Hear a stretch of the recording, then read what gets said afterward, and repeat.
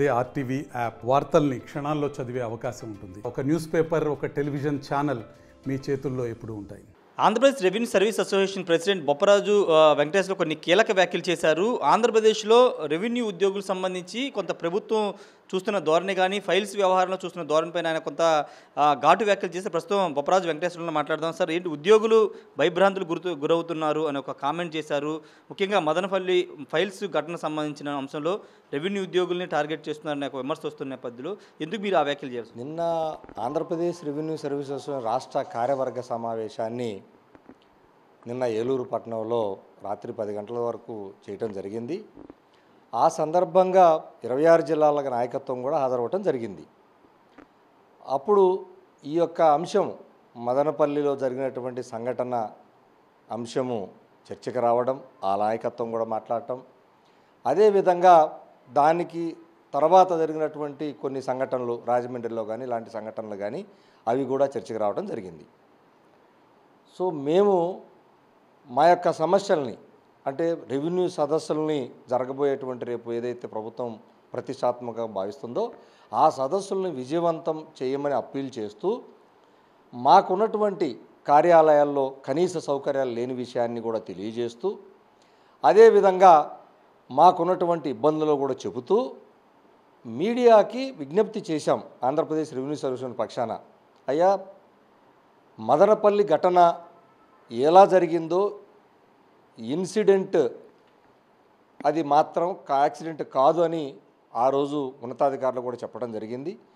ఆ ఇన్సిడెంట్లో కూడా ఉద్దేశపూర్వకం కాకుండా ఏమనేది ఇంతవరకు తేలలేదు. ఇంకా సిఐడి విచారణ కొనసాగుతుంది. ఈలోపు దాని తర్వాత జరిగినటువంటి ఘటనలు వరుసగా ఎక్కడన్నా చిత్తు పేపర్లో లేకపోతే ఫైల్స్ సర్దుకుంటుంటేనో కొత్త బీరువాలు తెచ్చి తయారు చేస్తేనో లేకపోతే తెలియక అక్కడ ఉన్నటువంటి ఆ వాచ్మెన్లో లేకపోతే అటెండర్లో చిన్న క్యాడర్ ఎవరికైతే తనకి అది ఏం చేయాలో తెలియనటువంటి వాడు పక్కన తీసుకెళ్ళి బయట పోసేస్తే దాన్ని భూతద్దంలో పెట్టి చూయించినందువల్ల అది ఏదో జరిగిపోతున్నటువంటి ఒక భయంకరమైనటువంటి ఒక ఏదో ఉద్యోగులే కావాలని తప్పులు చేసి మొత్తం ఆ తప్పులంతా కూడా తగలబెట్టేస్తున్నటువంటి ఒక చెడ్డ అభిప్రాయం ప్రజల్లోకి వెళ్ళడం ద్వారా వ్యవస్థ మీద తప్పుడు అభిప్రాయాలు వస్తాయి. సో ఆ వ్యవస్థ చెడిపోయి వ్యవస్థను మనం తప్పుగా చేయటం లేదు. వ్యక్తులు ఎవరైనా ఉద్దేశపూర్వకంగా చేస్తే తప్పకుండా చర్యలు తీసుకోవచ్చు, దాన్ని ఎవరూ కాదనం. కానీ అది మంచి చెడును చూసి అందులో నిజంగా జరిగిందా ఏం జరిగిందో తెలుసుకున్న తర్వాత దాన్ని కొద్దిగా హైలైట్ చేయండి, దీనివల్ల ఇబ్బంది జరుగుతుందని మాత్రం అప్పీల్ చేసిన మాట వాస్తవం. మేము కూడా అదే కోరుతున్నాం.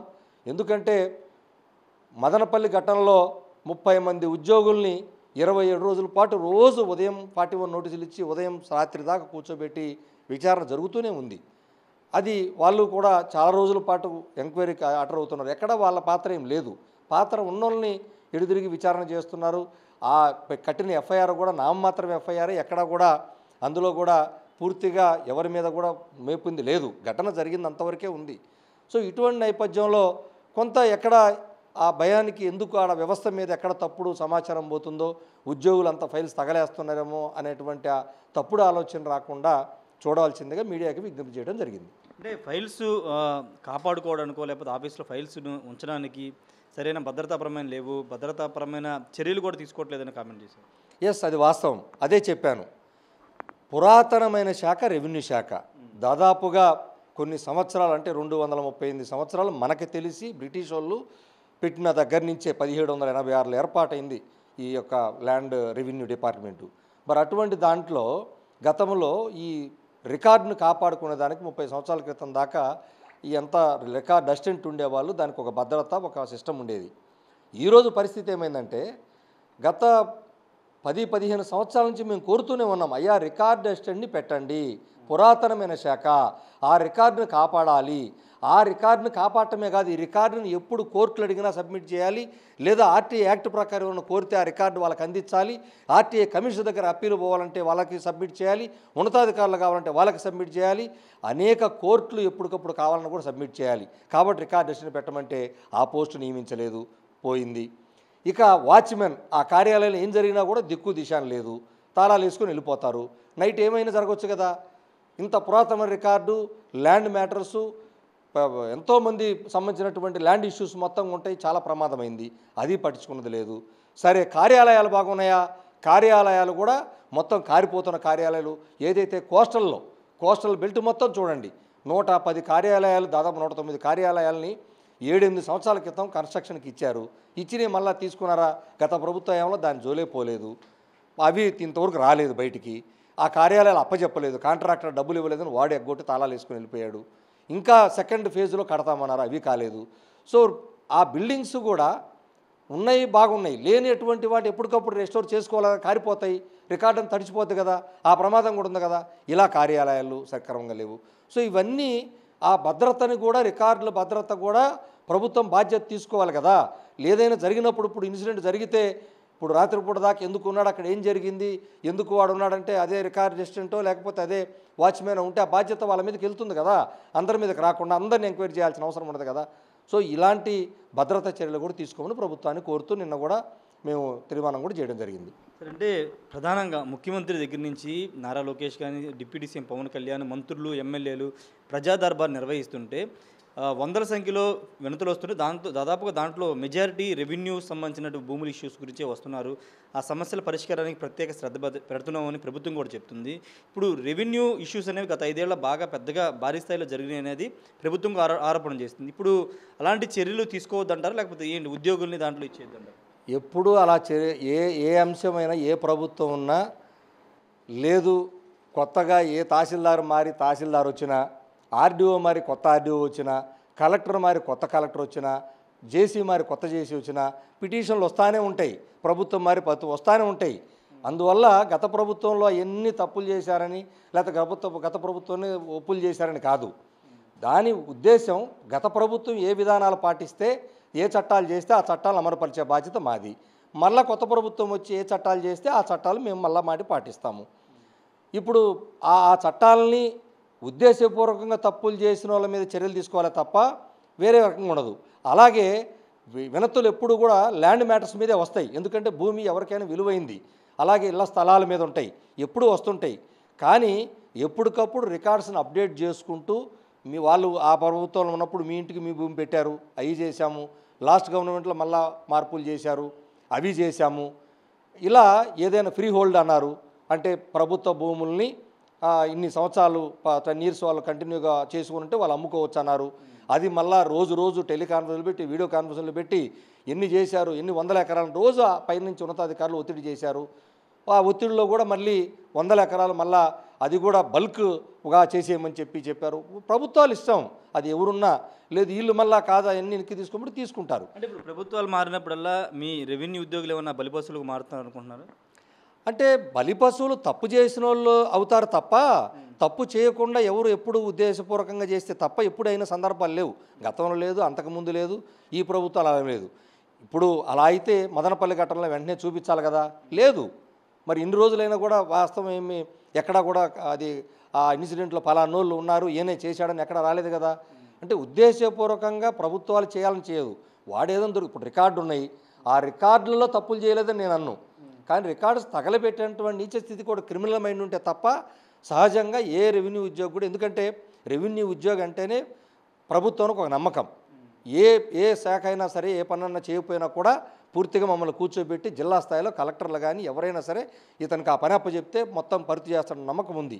ఆ నమ్మకాన్ని మేము తరతరాలు కాపాడుకుంటూ వస్తున్నాం, ఎవరు కూడా చేయడు. ఒకవేళ అతను ఏదైనా చేసినా ఉద్దేశపూర్వకంగా తప్పకుండా శిక్ష పడుతుంది. అంటే ప్రధానంగా ముఖ్యమంత్రి కానీ అందరూ చెప్తున్న మాట ఏంటంటే అధికారులు కొంతమంది వాళ్ళ అధికారులమనే మర్చిపోయి వైసీపీ కార్యకర్తలాగా వైసీపీ వాళ్ళు ఏం చెప్తే అది చేశారు, వాళ్ళు ఉద్యోగ విధుల్ని చట్ట విరుద్ధంగా చేశారు, అలాంటి వాళ్ళ మీద చర్యలు తీసుకుంటామని ప్రధానంగా చెప్తున్నారు. తీసుకోమనండి, తప్పు చేస్తే తీసుకోమనండి. ప్రభుత్వం ఎవరుంటే వాళ్ళకి ఉత్సాహంగా చేస్తారు, ఉత్సాహంగా చేస్తే తప్పు చేయమని అర్థం కాదు కదా, లేదా అదే తప్పేం కాదు కదా. ఉత్సాహంగా ఎక్కువ పరిధి దాటి కొంతమంది ప్రవర్తించారని, పరిధి అంటే ఏ పరిధి దాటి, అది స్పష్టత ఉండాలి.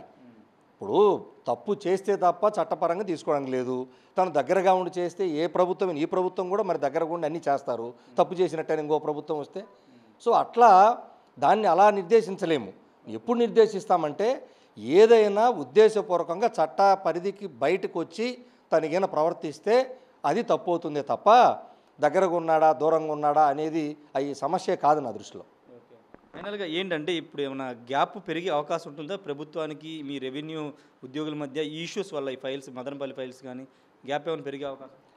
అలా ఏమి రాదు. నేను మీడియా వాళ్ళకే విజ్ఞప్తి చేశాను. ఎందుకంటే సెన్సేషనల్ న్యూస్ లాగా దాన్ని వెళ్ళేదానికన్నా కొద్దిగా ఆచితూచి అందులో మంచి చెడు కొద్దిగా కనుక్కొని ఆలోచించేయండి. ఎందుకంటే రాజమండ్రిలో 4 ఉద్యోగుల్ని హైలైట్ అయిపోయింది, అక్కడ తగలబెడుతున్నారు, అమ్మో అని చెప్పి గందరగోళం అయిపోతే 4 ఉద్యోగులను సస్పెండ్ చేసి ఇద్దరి మీద విచారణ మళ్ళా వాళ్ళకి ఛార్జ్ మెమోలు ఇచ్చారు. సో అన్నసరిగా బలవుతున్నారు. అక్కడ ఇంకా చాలా రోజులు దాదాపు 30 రోజుల పాటుగా 20 రోజుల పాటుగా విచారణకు వెళ్తూ టెన్షన్గా మానసిక ఒత్తిడి కదా, చేశారో చేయలేదో ఎంతమంది ఉన్నారో తర్వాత విషయం. సిఐడి విచారణ ఇంకా కొనసాగుతుంది. అది నిజంగా జరిగితే ఎంత జరిగింది ఏందనేది కనపడుతుంది కదా. మరి విచారణ ఈ పాటికి అయిపోవాలి కదా, కాలేదు. రోజు టెన్షన్ కదా వాళ్ళకి అన్నెసరిగా. ఎవరైనా ఉద్యోగాలు చేసుకుని ఎవరైనా ఆ టెన్షన్ ఉంటుంది. ఎందుకంటే మా శాఖకి ఆ ఒత్తిడి ఉంటుంది. రేపు రెవెన్యూ సదస్సులు జరుగుతున్నాయి. మేమే అప్పీల్ చేశాం, అయ్యా బ్రహ్మాండంగా ప్రభుత్వానికి సహకరించి మన రికార్డులు మనం భద్రపరుచుకొని శుభ్రపరుచుకునేటువంటి మంచి అవకాశం వచ్చింది. దీన్ని మళ్ళా ఏమైనా చిన్న తప్పులు రీసర్వేలో ఒత్తిడి చేశారు. రీసర్వే చూడండి, గత ప్రభుత్వంలో ఒత్తిడి పెట్టమాకండి, అయ్యా గందరగోళం చేయమాకండి విపరీతమైన ఒత్తిడి పెట్టారు. అవన్నీ ఇప్పుడు తప్పులు తడకలుగా అంటున్నారు, మళ్ళా రాళ్ళు అంటున్నారు, వాటిని మార్చాలంటున్నారు. తప్పదు కదా, ఏ ప్రభుత్వం వస్తే ఆ ప్రభుత్వ నిర్ణయాల్ని శిరసా ఉంచి ఆదేశాలు పాటించడమే మా ఉద్యోగుల పని. కాకపోతే ఒత్తిడిని తగ్గించి ఏ పని ఎన్ని రోజుల్లో చేయించుకోవాలో అలా చేయించుకోమంటాము. అలాగే ఆ పనులు చేయటానికి మాకు కావాల్సిన కనీస అవసరాలు ఏదైతే బడ్జెట్ ఏమి బడ్జెట్ ఇస్తున్నారు చెప్పండి. నిధులయ్యి కార్యాలయము మెయింటెనెన్స్కి 40 రూపాయలు 50 రూపాయలు నెలకు వచ్చేది ఎలా ఇస్తారు? లేదు తహసీల్దార్కి ఆఫీస్ మెయింటెనెన్స్ వెహికల్కి ఎంత ఇస్తున్నారు? 35,000 నెలకంటే 10,000 12,000 కూడా రావట్లేదు. ప్రోటోకాల్ బడ్జెట్ ఎవరు ఇస్తారు? ఎక్కడి నుంచి తీసుకొస్తారు? కోర్టులకి ఎవరు తీసుకొచ్చి కట్టాలా? లక్షల రూపాయలు 1,000 రూపాయలు. ఇప్పుడు మదనపల్లి ఘటన తర్వాత సీసీ కెమెరాలు పెట్టమన్నారు. ఎక్కడ డబ్బులు ఇచ్చారు? ఎవరు ఇచ్చారు? ఎక్కడ తీసుకొచ్చి సీసీ కెమెరాలు పెట్టాలా? చిన్న వాటికి కూడా కంప్యూటర్ ఉంది, మెయింటెనెన్స్ ఉంది, ప్రింటర్స్ ఉన్నాయి, పెరిఫెరల్స్ ఉన్నాయి. ఎవరు తీసుకురావాలో? బడ్జెట్ ఏది? ఎవరిస్తారు? కాబట్టి ఈ కనీస అవసరాలు కూడా తీర్చాలి కదా ప్రభుత్వం. ఆ వైపు కూడా చూడమంటున్నాం. ఇప్పుడే ప్రభుత్వం దృష్టిలో పెట్టలేదు, రెవెన్యూ శాఖ మంత్రిని కానీ కలిసి ఈ అంశాల మీద ఏమైనా దృష్టిలో ఆయన పెట్టలేదు? నిన్నే చర్చ అయింది, కొత్త ప్రభుత్వం వచ్చారు, నిన్నే మా ఎగ్జిక్యూటివ్ జరిగింది. ఇవన్నీ వారి గౌరవ మంత్రివర్యుల దృష్టికి తీసుకెళ్లాలని నిన్న తీర్మానం కూడా చేసుకుని అయినా తయారు చేస్తాం. వచ్చినాక నిన్న చర్చ అయింది. చర్చలో వాళ్ళు అడిగిన అంశాలను మేము చెప్పాం ఈరోజు మీడియా ద్వారా. సో అది తప్పకుండా ఆ యొక్క అంశాలను కూడా మళ్ళీ వారి దృష్టికి తీసుకెళ్తాం. గతంలో ఉన్నటువంటి ఇబ్బందులు అవన్నీ కూడా చెప్తాం. ఎప్పుడు చెప్తున్నదే రొటీన్గా. సో మళ్ళీ కూడా చెప్తాం.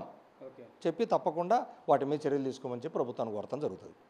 Thank you sir. మొత్తంగా అయితే రెవెన్యూ సంబంధించిన అంశాల్లో గతం అంటే ఆ తప్పు చేసిన అధికారులని వాళ్ళ మీద చర్యలు తీసుకోవడం తప్పులేదు, కానీ కొంతమందిని ఇబ్బంది గురి చేస్తున్నారు. ముఖ్యంగా మదనపల్లి ఆ ఫైల్స్ దగ్ధం కేసులో చాలామందిని ప్రతిరోజు నోటీసులు ఇచ్చి విచారణ హాజరు కావాలని చెప్తున్నారు. దీనివల్ల చాలామంది మానసికంగా ఒత్తిడికి గురవుతున్నారు. ముఖ్యంగా చాలా రెవెన్యూ కార్యాలయాలు ఇప్పటికీ ఫైల్స్ను ఉంచడానికి సరైన వసతులు లేవు, అక్కడ సదుపాయాలు లేవు. అలాంటి చోట్ల దృష్టి పెడితే బాగుంటుందని చెప్తున్నారు. ఏదేమైనప్పటికీ రెవెన్యూకి సంబంధించిన అంశంలో ప్రభుత్వం కొన్ని అటు ఖర్చులకు సంబంధించిగా లేకపోతే భద్రతా విషయంలో జాగ్రత్త తీసుకోవాలి. పూర్తిగా రెవెన్యూ ఉద్యోగులు తప్పు చేశారనే ధోరణి వెళ్ళడం కూడా కరెక్ట్ కాదని బొప్పరాజు వెంకటేశ్వర్లు చెప్తున్నారు. కెమెరా పర్సన్ విజయ్తో రాజేష్ ఆర్టీవీ విజయవాడ నుండి. మరిన్ని వీడియోస్ కోసం ఛానల్ సబ్స్క్రైబ్ చేయండి, లేటెస్ట్ అప్డేట్స్ కోసం వాట్సాప్ ఛానల్ ఫాలో చేయండి అండ్ లింక్ డిస్క్రిప్షన్ లో ఉంది.